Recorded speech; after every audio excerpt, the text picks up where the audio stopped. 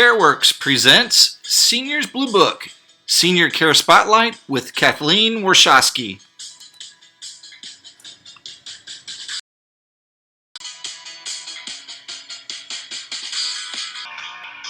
Let's get started.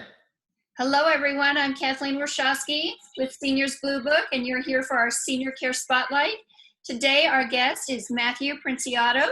He's with Home Care Assistance of Collin County. Matthew, hello. Good morning. How are you doing today? I'm doing great. How about you? Excellent. Doing good. Excellent. Well, I understand that Home Care Assistance is doing a lot of things to help people get through this COVID-19. Tell us, how are you making a difference?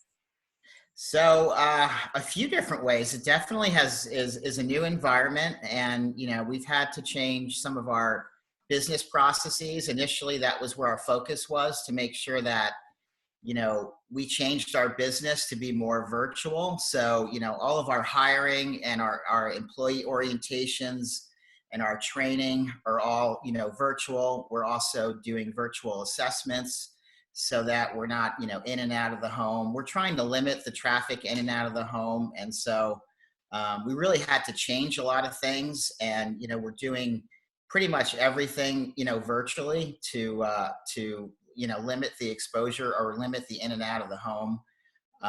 So we had to change a lot very quickly, and also have procedures in place for, caregivers to ask questions before their shift.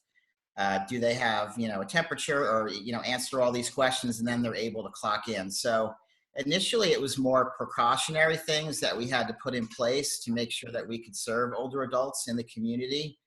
But now what we're doing is trying to add some things to address the isolation that, some seniors are going to have in this new environment. So I know that isolation has been an issue for seniors, especially those living alone at home, for some time now. In our current edition of Seniors Blue Book, you actually wrote a great article on preventing loneliness in seniors. So tell us a little bit about loneliness in seniors, and then how that's maybe become a little bit worse with this COVID-19 pandemic.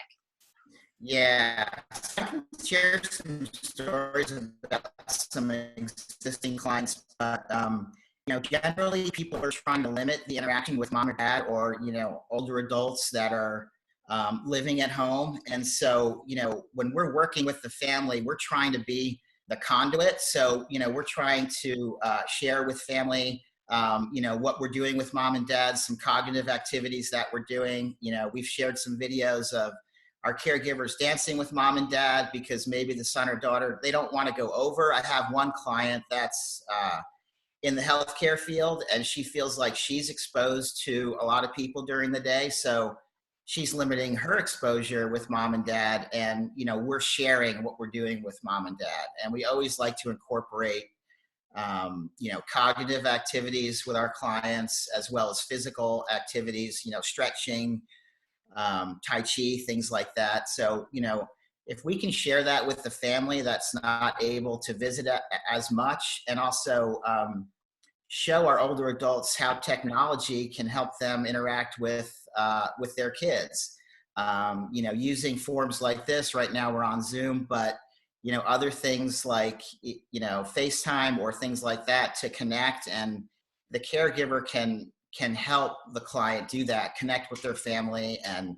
just make sure they're not totally socially isolated, because they're not getting as many visits right now. Okay, that's great. So you have your caregivers actually helping them to make those calls, and teaching them how to use it so that they can use it when they're not there as well? Absolutely. Because social interaction is really important. And I feel like in this environment that's gone down. And so we're trying to get it back up, and also routine things like going to the doctor. We're helping our clients access telemedicine. And so, if there is something medically going on with them, our services are non-medical, but we can at least help with setting up the technology. And we've actually done some, teledoc visits with our clients, and help them, get access to that. Okay, awesome. That's really awesome. I think it's so important that they get to interact with their physicians, especially when it's not safe for them to be going there the way it used to Absolutely. be. Yeah. Excellent. Yeah. And now, are you all still accepting new clients? We are. So, just like we have questions that we're asking caregivers, we're also, asking questions to our clients and, seeing if they've, been exposed to anyone or, have had a fever or, so we're trying to understand, their situation and understand the caregiver's situation and make sure that we're doing things safely. Okay, that's great. And so if someone is interested in learning more about your services or signing up for your services, how do they reach you? Sure. Well, they can call us. Our number is 972 and we're available 24/7. Someone's always on call. You'll reach a care manager, and we'd be happy to talk about your situation, see how we can help. If we can't help, maybe we can refer you to a community partner that we think would be a good fit for what's going on with your family member. But call us anytime. We're here 24/7. Awesome. And you have live-in caregivers as well, is that correct?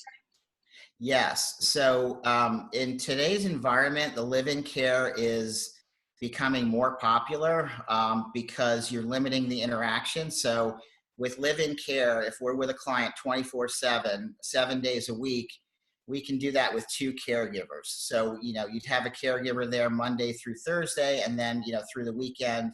And so, with 7 days a week with 24/7 care, you're only having two people come in. And so that's a benefit versus having a lot of shifts and a lot of people coming and going. So kind of limiting contact is generally what we're trying to do with our live-in care.